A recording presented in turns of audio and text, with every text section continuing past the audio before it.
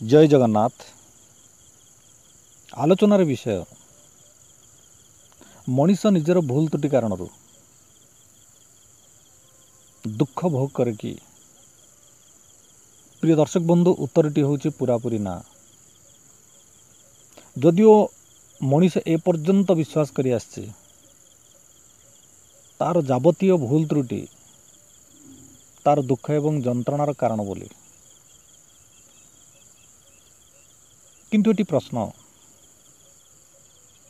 मनीष जदि निजर भूल त्रुटि कारण दुख पाउची आउ मनीष जो सबु कथा को भूल त्रुटि बोली कहूची, प्रत्येक मनीष ता जीवन चलापथरे अल्प बहुते से सबु भूल त्रुटि करने को बाध्य, किंतु समस्ते दुख पाते ना। एका प्रकार भूल त्रुटि पाई समस्ते समान प्रकार कष्ट पाते ना। एणु एठी प्रश्न आसिया स्वाभाविक, दुखर प्रकृत कारण कौन, जंत्रणार प्रकृत कारण कौन। प्रिय दर्शक बंधु, प्रकृत कारणटी होची जो सबु व्यक्ति वस्तु घटना एवं परिस्थिति प्रतिटी मुहूर्त परिवर्तनशील, मनीष से सबु व्यक्ति वस्तु घटना एवं परिस्थिति प्रति आसक्त हो पड़े, सेगुड़िक द्वारा से बांधी ही पड़े, जो कारण से कष्ट पाए।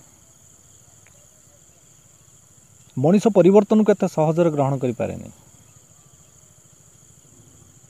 निजे जेपरी अछि सबुदिन सेही भली रहिबा पई इच्छा करे, जो कारण पाई कष्ट पाए।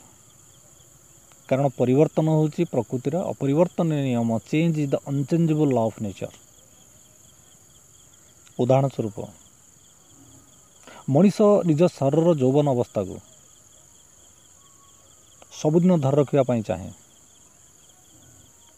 किंतु यौवन बदली जाए, वार्धक्य आसे, मनीष न चाहिए भी वार्धक्यर शिकार हुए आउ कष्ट पाए।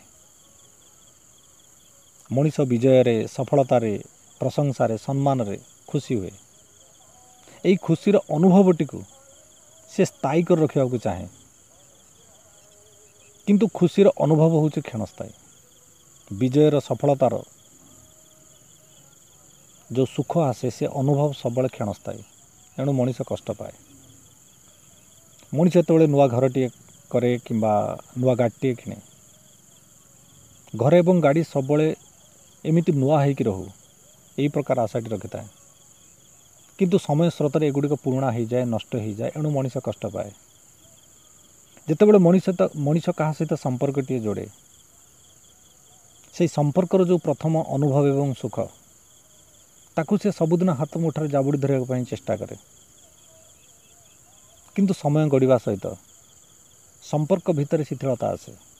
अनेक समय अति उत्तम संपर्क शत्रुतार एवं तिक्ततार भी परिवर्तित हो जाए। एणु मनीष कष्ट पाए। कारण परिवर्तन होची प्रकृतिर अपरिवर्तन नियम। एणु जदि मनीष यही परिवर्तन नियमटी को जदि ग्रहण करि पारे, ता जीवन में जो जो परिवर्तन आसे से परिवर्तन सहित नुआ नुआ अनुभव एवं अभिज्ञता भी आसे।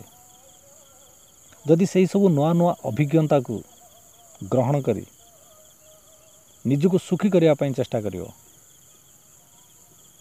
तेबे मनीष जीवन रो दुख एवं कष्ट दूर हो सब नुआ नुआ अभिज्ञता पाई ता भितरे व्याकुलता रहिबो, कौतूहल रहिबो। एई कौतूहल परिवर्तन सहित पाद मिलई चलिबा पई ताकू उत्साह देव, प्रेरणा देव। आ मनीषर जीवन सब सुखमय एवं आनंदित हो उठिबो। जय जगन्नाथ।